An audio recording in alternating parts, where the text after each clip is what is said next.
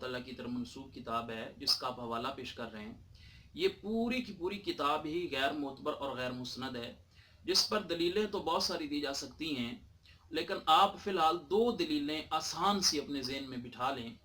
पहली दलील ये है कि इस किताब को इमाम याकूब बिन सुफियान फसी रहमुल्लाह से नकल करने वाले रावी का नाम है अब्दुल्ला बिन जाफ़र, और ये अब्दुल्ला बिन जाफ़र इंतहाई सख्त किस्म का ज़ईफ़ रावी था।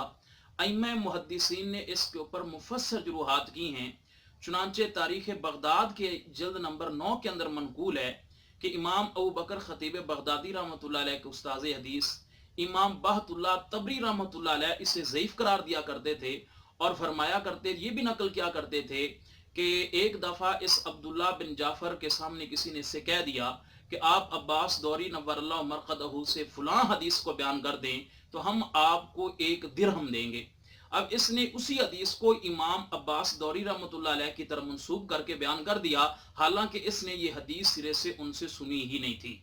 इसी तरह इमाम बुरकानी रहमतुल्लाह अलैह ने भी ये बात नकल फरमाई है। फरमाते हैं कि इस किताब को तो इमाम याकूब रहमतुल्लाह तआला अलैह ने बहुत पहले रवायत कर दिया था। जब उन्हें बहुत पहले रवायत बयान कर दिया था तो आखिर इस अब्दुल्ला बिन जाफ़र ने ये किताब उनसे कब सुन ली थी।